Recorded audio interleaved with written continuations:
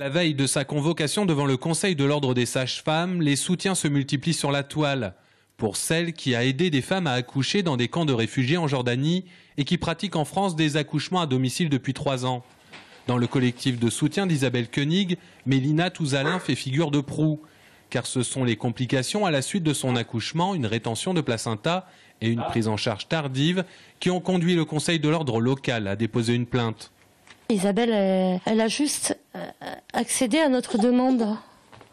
Elle ne pouvait pas savoir qu'il y aurait des soucis sur certaines patientes, mais elle a agi en tant que professionnelle. Elle n'a pas fait de faute professionnelle avec nous. Avec moi, elle n'a pas fait de faute. Et je ne vois pas pourquoi mon dossier est sorti alors qu'il n'y a pas de faute professionnelle de sa part. Les bébés d'Isabelle, c'est le nom du collectif de soutien à Isabelle Koenig, organise demain à Paris un rassemblement devant le Conseil de l'Ordre interrégional. Ce que défendent cette centaine de mamans, c'est le droit qu'a toute femme d'accoucher chez elle, accompagnée par une ou un professionnel. À l'origine, c'était plus un groupe pour se retrouver entre mamans. Et avec ce qui s'est passé, on s'est regroupés en collectif afin de la soutenir, parce qu'elle a été là pour nous.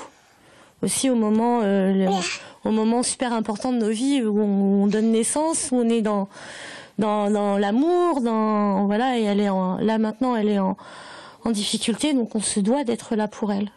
C'est important pour nous. Important pour les mamans qui ont été aidées par Isabelle Koenig, important pour Mélina. En France, on estime à 1% les accouchements à domicile, y compris les accouchements inopinés ou dans un camion de pompiers. Déjà 138 migrants accueillis en Touraine et on recense 8 nouvelles demandes d'asile chaque semaine en Indre-et-Loire.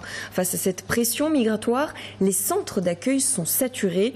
Pour faire de la place aux nouveaux arrivants, la préfecture d'Indre-et-Loire annonce une mesure radicale. Tous les déboutés du droit d'asile doivent retourner dans le pays par lequel ils sont entrés en Europe en vertu de l'accord de Dublin. On écoute Louis Lefranc, préfet d'Indre-et-Loire. On ne peut pas accueillir tout le monde.